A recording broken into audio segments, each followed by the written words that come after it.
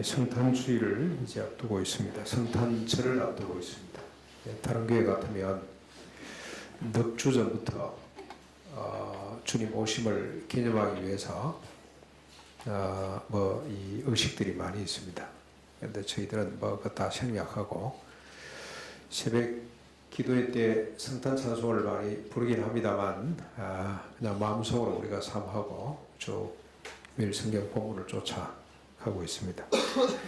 근데 오늘 이 본문은 성탄, 우리 주님이 오심의 의미를 새길 수 있는 아주 좋은 본문이라 성탄절을 앞두고 또 성탄주일까지 우리가 한 두 차례 정도 주님의 오심의 의미를 다시 되새겨보고 은혜 받고자 합니다.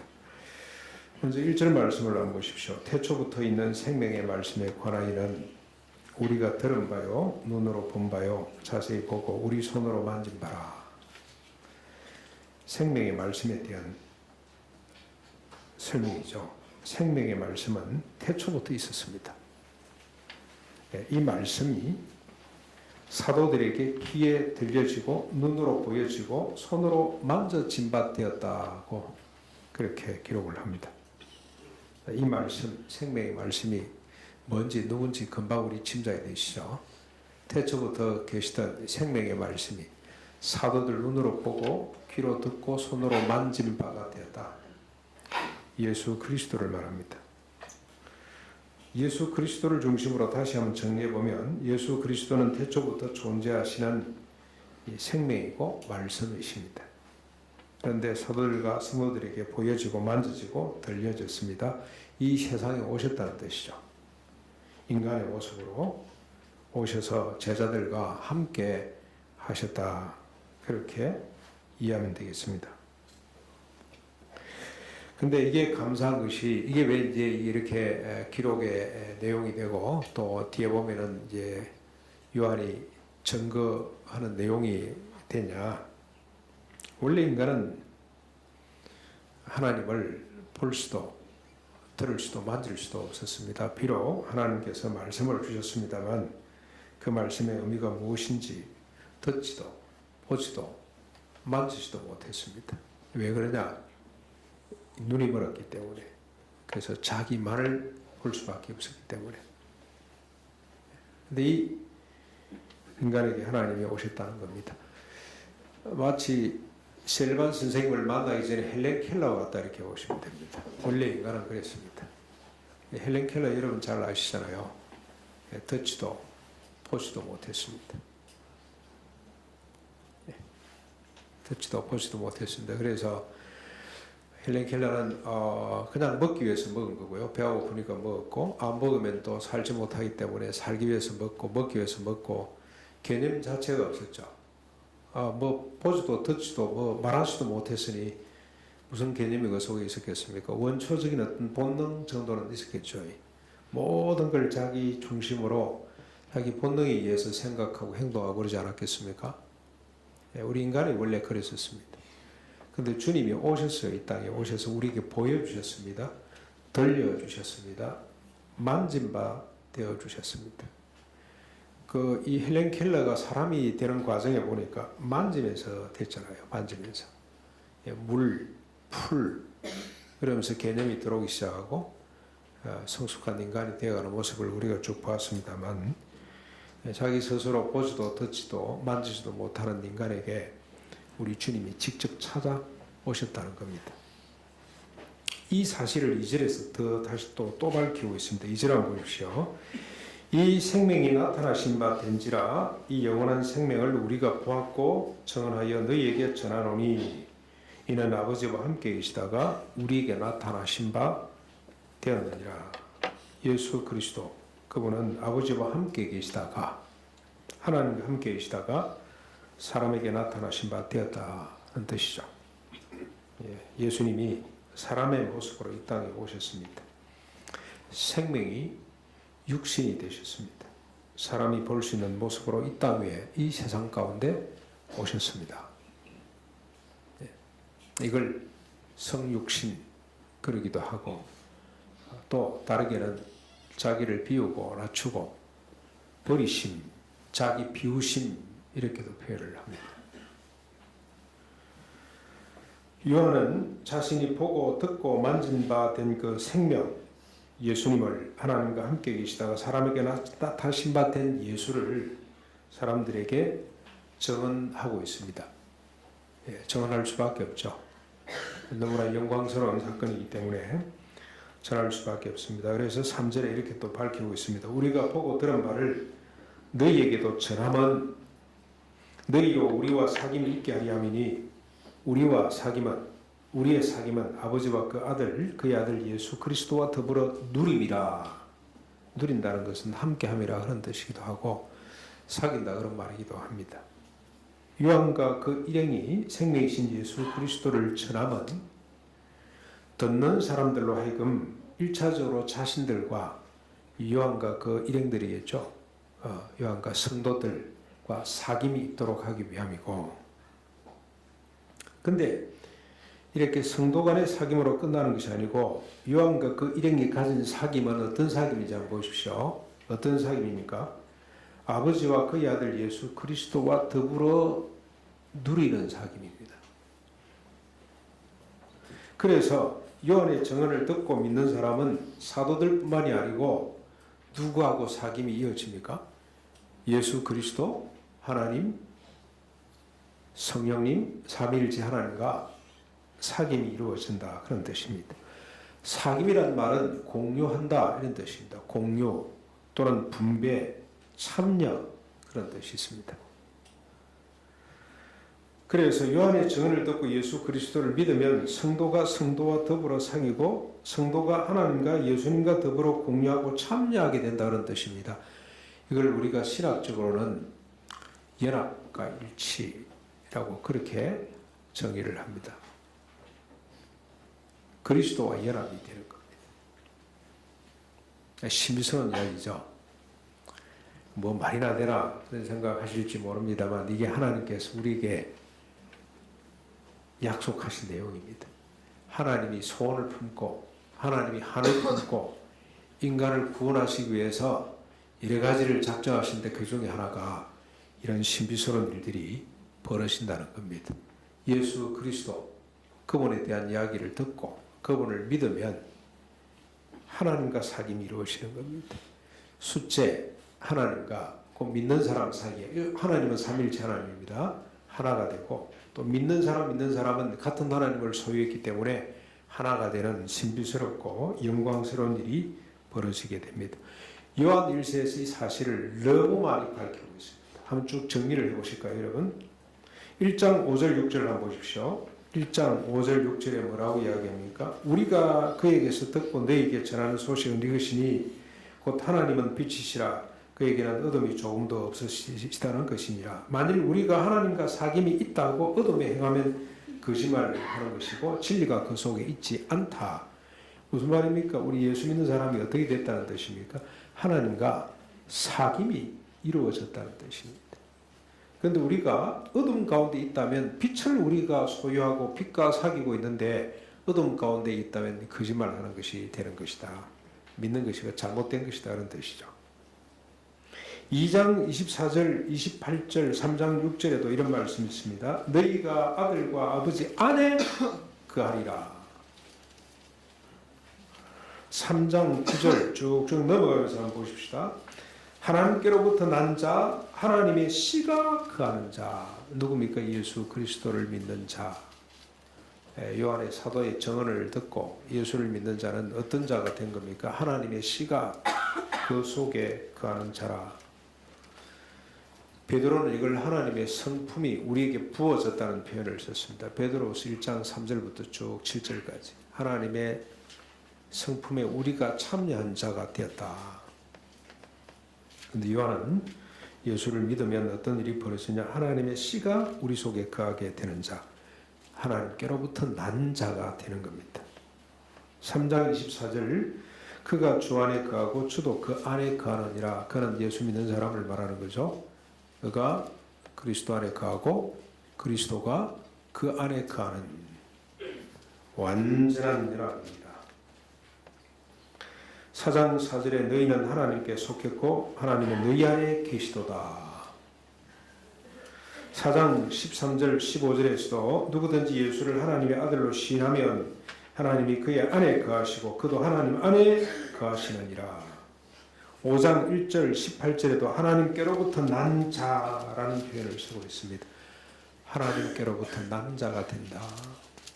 여러분, 우리 아이가 저를 닮았듯이, 보니까 손자까지 가니까 4분의 1을 저를 닮은 것 같아요. 4분의 1.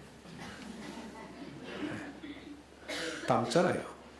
우리에게로부터 났기 때문에. 그 표현입니다. 오늘 성도가 어떤 자들입니까? 하나님께로부터 난 자가 됩니다. DNA를 그대로 갖고 있습니다. 꽃 같은 유전자를 갖고 있다, 이런 뜻입니다. 기가 찬 내용입니다. 그렇죠? 5장 20절에서는 참된 자 곧 그의 아들 예수 그리스도 안에 있는 우리라고 표현을 하고 있습니다. 이게 예수님께서 하신 기도 그대로입니다. 예수님이 십자가를 지시기 전에 마지막으로 기도하실 때 성도들을 위해서 간절히 기도하는 내용이 요한복음 17장의 내용이죠. 그때 보면 예수님께서 하나님 아버지, 내가 아버지와 하나인 것처럼 저들도 우리와 하나 되게 해주십시오. 섬해하지 마고. 그래서 저들이 저들과 서로 하나 되게 해주십시오 하고 간절히 기도한 내용인데, 그게 지금 성취됐다고, 그게 이루어졌다고 사도 요한이 증언하고 있는 겁니다. 우리가 예수를 믿으면 하나님과 하나 되고, 동일한 하나님을 하나 된 우리 모두가 서로 하나 되는 신비스럽고 영광스러운 이야기를 이렇게 표현했는데, 예수님 기도를 제가 한번 인용을 해볼게요. 내가 비옵는 것은 예수님이 하신 기도입니다. 이 사람들만 위함이 아니요 또 그들의 말로 말미암아 나를 믿는 사람들도 위함이니 앞으로 믿을 사람들도 위함이니 아버지여, 아버지께서 내 안에 내가 아버지 안에 거한 것 같이 그들도 다 하나가 되어 우리 안에 있게 하사 세상으로 아버지께서 나를 보내신 것을 믿게 해 주십시오. 그러면서 내가 그들 안에 있고 아버지께서 내 안에 계시어 그들로 온전함을 이루어 하나가 되게 하려 함은 아버지께서 나를 보내신 것과 또 나를 사랑하신 같이 그들도 사랑하신 것을 세상으로 알게 하기 위함입니다. 라고 기도를 했습니다. 사람이 삼위 하나님 안에 있어 하나가 되고 사람이 사람 안에 있어 하나가 되는, 여기 사람은 성도죠. 성도. 하나가 되는 하나됨, 연합과 일치를 지금 이야기하고 있습니다.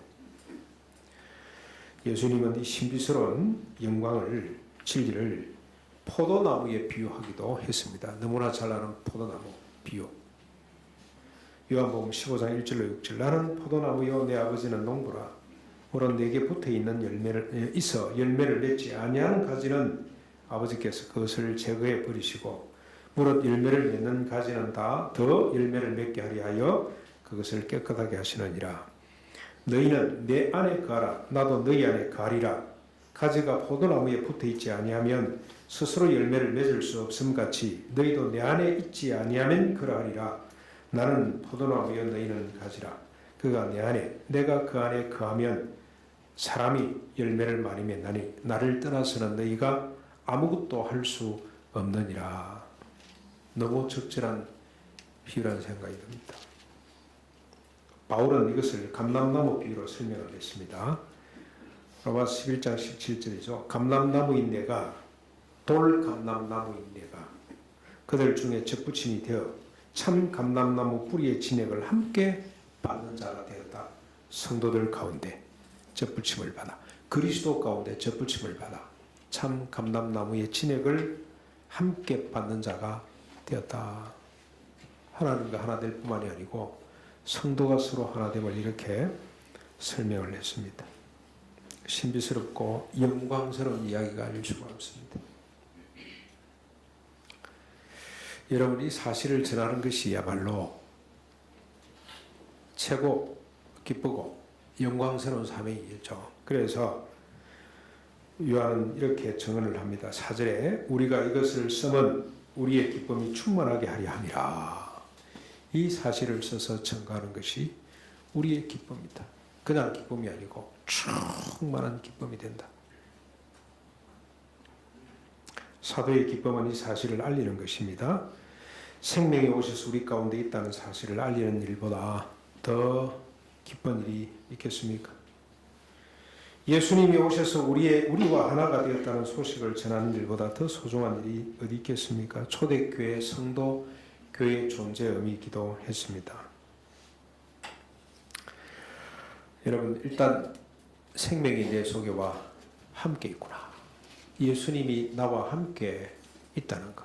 내가 예수님 안에, 예수님이 내 안에, 그 안은 온전한 연합과 일치가 이루어졌다. 이것이 하나님의 뜻이다. 사람의 힘으로 되는 것이 아니고 하나님이 그렇게 하기로 작정한 걸 우리가 믿고 받으시기를 바랍니다.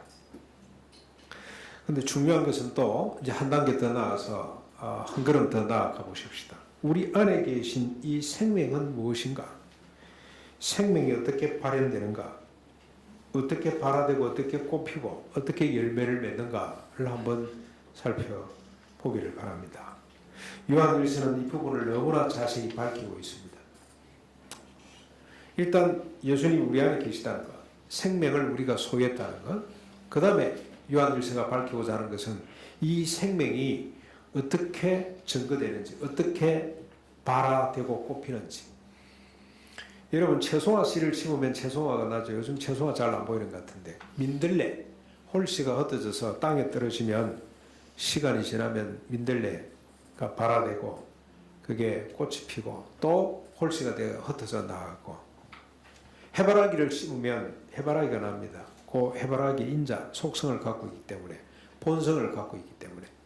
근데 우리 속에 심겨진, 우리 가운데 계시는 생명은 어떤 본성을 가졌냐, 어떤 모습으로 꽃 피어나느냐가 중요한데, 제일 먼저 여러분 2장 3절부터 6절까지 말씀을 한번 보십시오.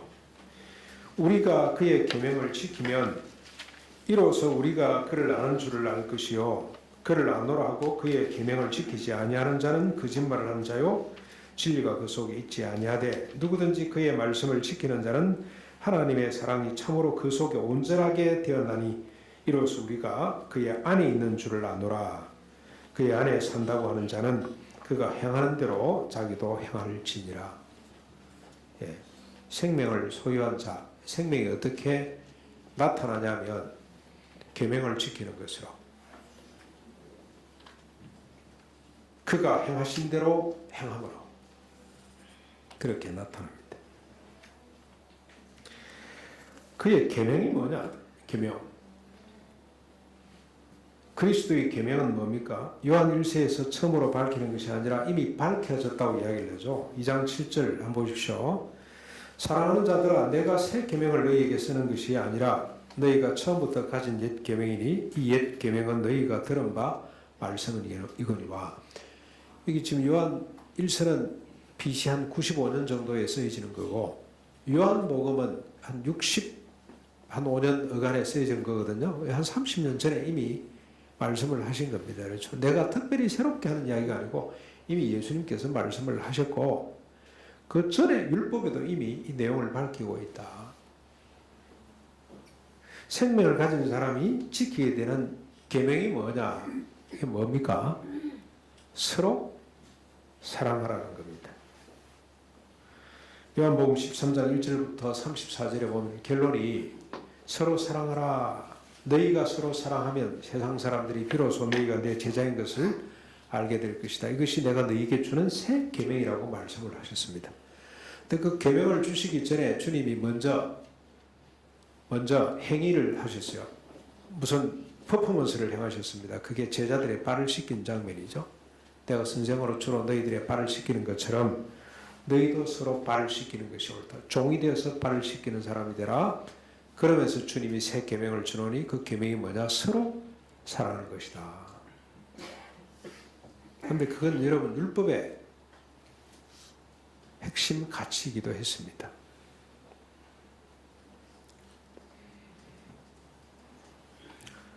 그러면서 쭉 3장부터 쭉 나옵니다. 이제 그 계명 생명이 어떻게 발현되는지 3장 10절로 12절에 보시면 서로 사랑하라 그랬습니다. 형제를 사랑하지 않는 자는 하나님께 속한 자가 아니라.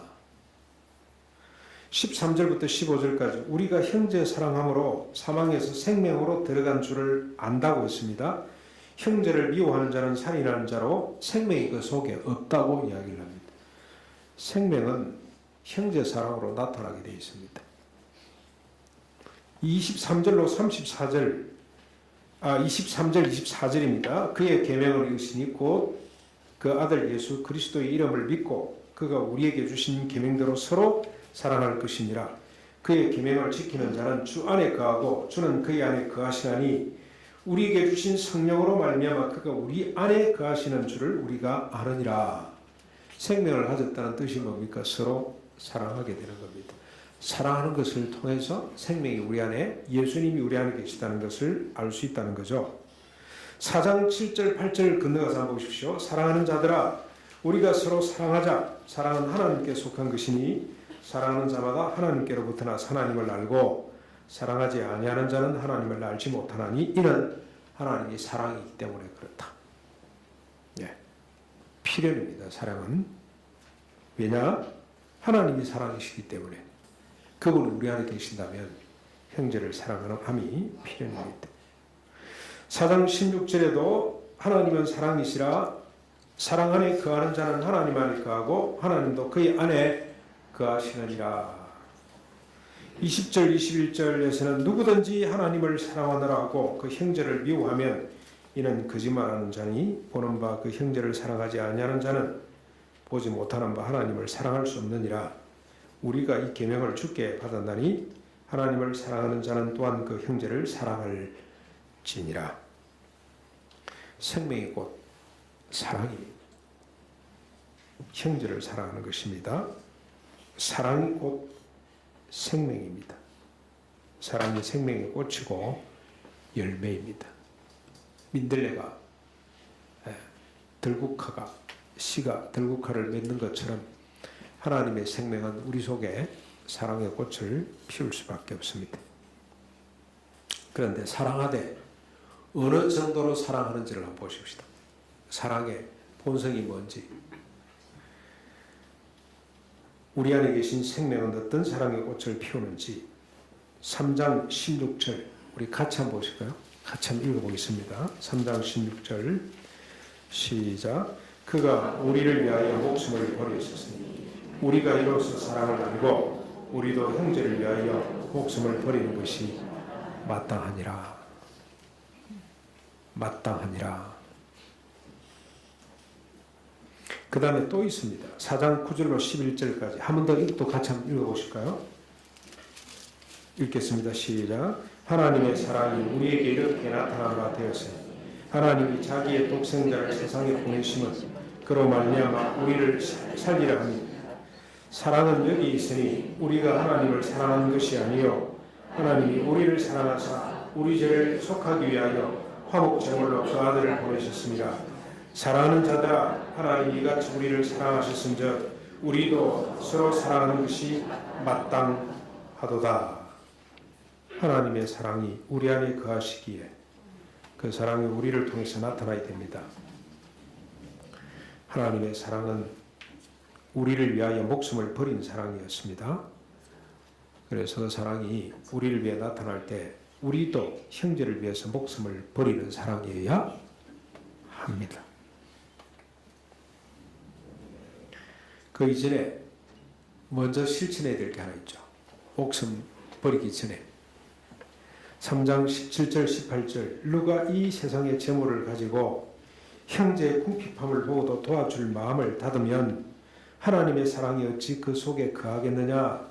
자녀들아 우리가 말과 혀로만 사랑하지 말고 행함과 진실함으로 하자.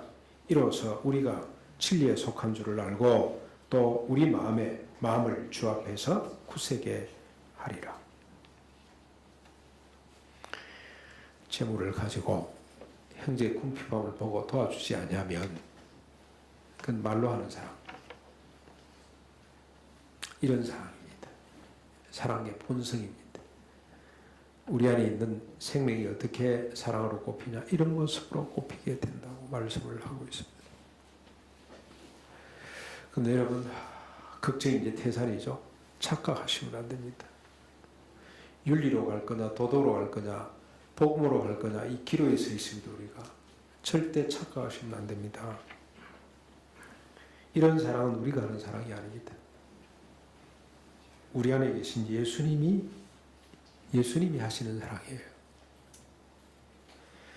우리는 절대로 죽었다 깨어나도 이런 사랑하지 못합니다.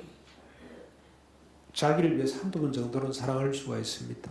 또 때로는 남녀간의 숭고한 사랑도 있고 부모 자식 간의 아름다운 사랑이 많습니다. 얼마 전에 제가 보니까 독일 동독, 옛날 동독 때 부인이 북한에서 유학 온 사람하고 서로 사랑을 해서 결혼을 해가지고 애를 둘렀는데 북한에서 갑자기 호출이 오니까 아무것도 갖지 말고 그냥 몸만 가야 되잖아요. 그래서 생애비를 하고 45년 정도 만에 만났어요. 국제 적십자사, 그 다음에 인권단체가 나서서 아직까지도 북한의 남편을, 자식이 둘이나 있고 북한의 남편 아빠를 보고 싶어 하는 사람이 있는데 좀 어떻게 허락을 해달라 그래가지고 북한 정부가 문을 열어가지고 가서 한 보름 정도 같이 있다 온 아름다운 이야기가 있더라고. 보니까 그 부인이 한 50년 가까이 남편을 사모하며 사랑하고 그래서 그냥 너무 좋아서 이렇게 물건 챙겨가지고 선물 챙겨가서 쭉 같이 며칠 지나는 걸 그 북한에서도 촬영하도록 허락을 해가지고 이게 어디서 나왔습니까? 특집으로 나온 적이 있죠. 그런 아름다운 사랑이 있기는 해요. 한 남편을 위해서 그렇게 지구한 사랑을 쏟을 수가 있구나 그런 생각이 듭니다만 여기 주님께서 우리 속에서 요구하시는 사랑은 피어내실 사랑은 모든 일에 모든 사람을 위해서 자기를 희생할 수 있는 그런 사랑을 말합니다. 아가페 사랑입니다. 사랑하라 이 말은 아가페 사랑을 말해요. 사람이 할 수 없는 사랑. 우리 안에서 나오는 사랑이 아닙니다. 우리 안에 계시는 생명이신 주님으로부터 공급되는 사랑입니다. 그래서 여러분 3장 16절, 4장 11절 기가 찬 말씀이 있습니다. 조금 전에 우리가 읽었습니다. 형제를 위하여 뭐하는 것이 뭐하다 그랬습니까? 목숨을 버리는 것이 마땅하도다. 그 다음에 11절에서는 4장 11절에서는 우리가 서로 사랑하는 것이 마땅하도다. 마땅하도다. 이 마땅하다는 말이 무슨 말이냐면 빚졌다는 뜻입니다. 빚을 졌다. 의무 아래 있다 그런 말입니다. 빚은 반드시 갚아야 되죠. 빚을 안 갚으면 그게 죄입니다. 죄. 빚을 갚아야 돼요. 저 목회를 하다 별별 희한한 일이 다 있었는데 어느 분이 3천만 원을 들고 왔어요. 3천만 원. 목사님 알아서 쓰라고 들고 왔어요. 그러니까 이러지 마시고 헌금을 하라 그래도 그건 아니고 헌금은 자기가 별도로 할 테니까 요 돈은 목사님이 알아서 쓰라고. 날 위해서 쓰든지 하여튼 뭐든지 쓰라고 맡겨놨어요. 그래서 도무지 제가 돈을 쓸 수가 없습니다. 이분 헌금하라 그래도 안 하고 그래서 제가 뭐라 그랬냐면 이 돈을 하나님의 뜻을 위해서 선한 데 쓰겠습니다. 저 혼자 그걸 알고 있으면 안 되잖아요. 그래서 우리 교회에 가장 제가 신뢰하고 신실한 분 한 분을 세워서 당신이 관리를 해 주십시오. 당신이 판단해서 이게 하나님께 덕이 된다면 집행을 하시고 쓰라고. 그리고 다 하고 난 뒤에 난 좀 한번 우리가 맞춰보기만 하자고. 그래서 쓴 적이 있습니다. 근데 제가 만약 그 돈을 안 쓰고 저 장롱 속에 처박아 놓으면 뭐가 되는 겁니까? 불법이 되는 겁니다. 불법. 직무유기. 직무유기. 그 돈은 반드시 3천만 원 돈은 어떻게 해야 됩니까? 필요한데 써야 됩니다. 하나님의 사랑이 우리 속에 맡겨졌습니다.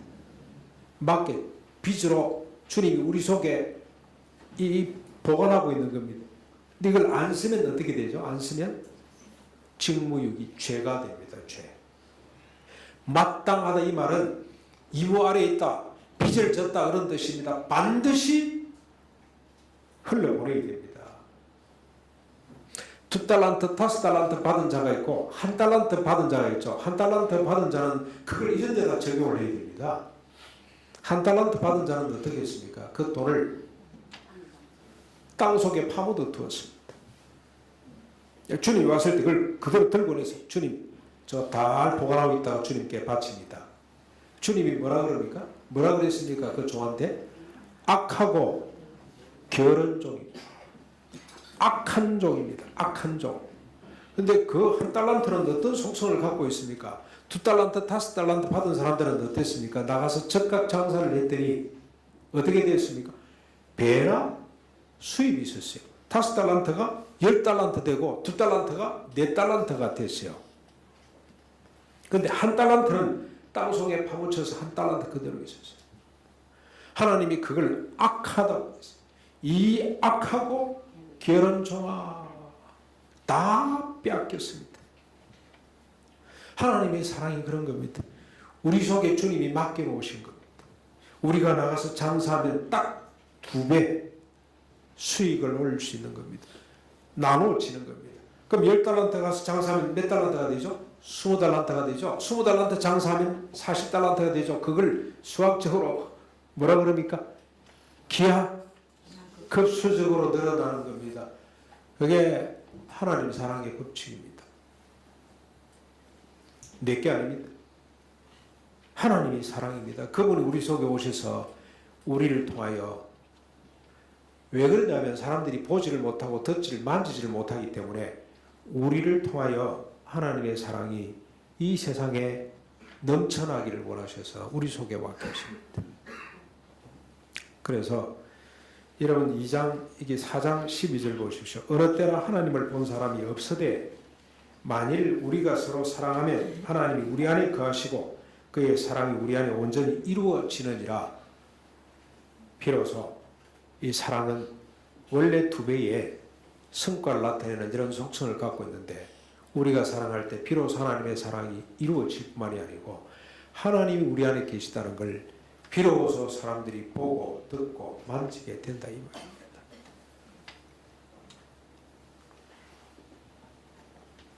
얼마나 영광스러운 일인지 모릅니다. 여러분 또 네 부족한 네 풍족한 걸 가지고 형제의 궁핍함을 보고 나눠주지 아니하면 이런 사랑이 없다고 했는데 좀 부담이 또 되시죠? 우리가 할 거라고 생각하지 마십시오.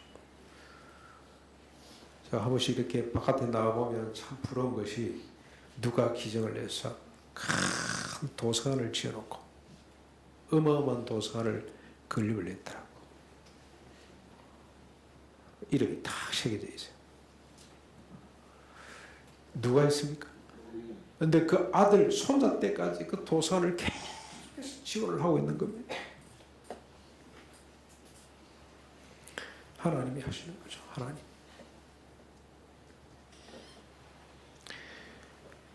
사랑하는 성도 여러분, 너무 부담을 가지지 마십시오. 하나님이 이렇게만 해놓은 것이 아니고 우리에게 또 무슨 말씀을 하시냐면 여러분 3장 20절로 22절 5장 14절 15절에 보시면 이는 우리 마음이 혹 우리를 책망할 일이 있어도 하나님은 우리 마음보다 크시고 모든 것을 아시기 때문이라.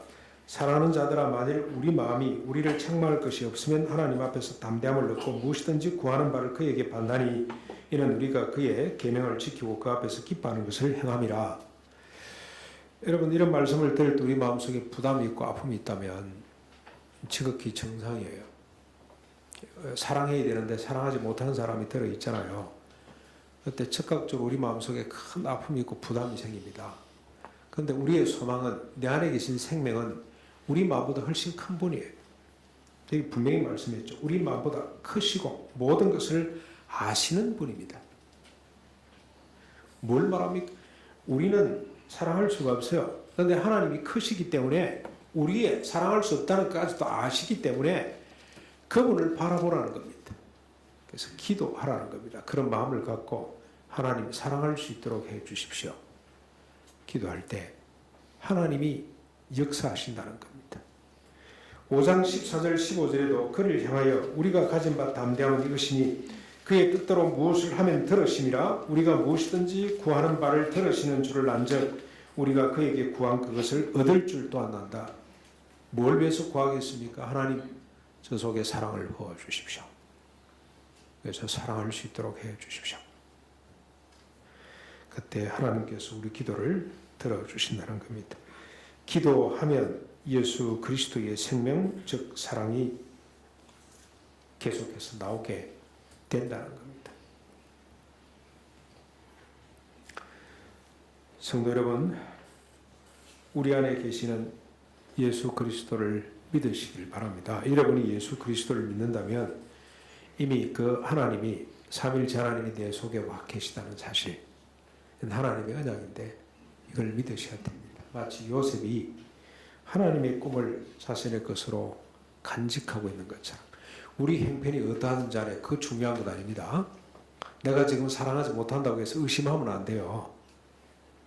하나님의 언약 자체를 믿으셔야 됩니다. 아, 주님이 내 안에 와 계시다. 그런데 그 주님은 사랑이시다. 사랑이시다. 기대하고 소망을 가지셔야 됩니다. 이웃을 위하여서 주님처럼 목숨을 버리는 것이 마땅한데 이 사랑을 내가 행할 것이라고 믿으셔야 됩니다. 혹 이 사랑이 고갈됐거나 미운 사람이 있다면, 사랑하고 싶지 않은 사람이 있다면 기회입니다. 여러분 아프죠? 이거 아픕니다. 생명을 가졌기 때문에 생명이 사랑이잖아요. 자, 오늘 옆에 좀 도와주십시오. 미운 마음을 가지면 생명이 아파요. 아파. 정상입니다.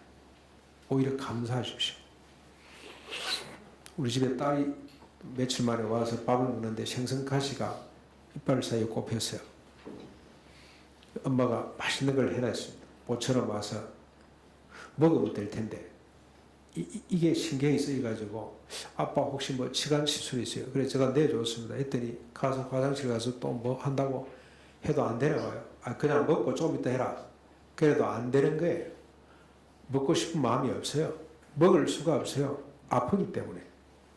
기어코 빼내고 그러다가 국 다 씻고 반찬 좋은 거 우리 다 먹어버리고. 안 되는 거 왜 그렇습니까? 생명이 있기 때문에 아파서 견딜 수가 없는 겁니다. 그걸 처리해야 밥이 넘어가죠. 밥이. 사랑이 마찬가지입니다. 그래서 여러분 처리하십시오. 아픔 자체가 생명이 있다는 증거입니다. 감사하십시오. 뭘 감사합니까? 그러면서 내 실제를 또 깨닫습니다. 아, 나는 사랑할 수가 없는 존재구나. 내가 주님의 사랑을 또 한 번 체험할 수 있는 기회가 왔구나 라고 생각하시고 잠잠히 기도하십시오. 하나님, 이 마음이 멀리 옮겨지게 하시고 사랑의 마음을 제게 부어줘서 또 붙들 수 있도록 해 주십시오. 사랑할 수 있도록 해 주십시오. 그래서 우리의 사랑을 통해 우리 주변에 있는 많은 사람들이 주님이 약속하신 것처럼 어느 때나 하나님을 본 사람이 없을 때 만일 우리가 서로 사랑하면 하나님이 우리 안에 거하시고 그의 사랑이 우리 안에 온전히 이루시는 줄을 보게 될 것이라고 이 말씀이 우리를 통해서 성취될 수 있기를 주님의 이름으로 축원합니다. 말씀을 생각하면서 299장 찬송 드리겠습니다. 이 찬송이 너무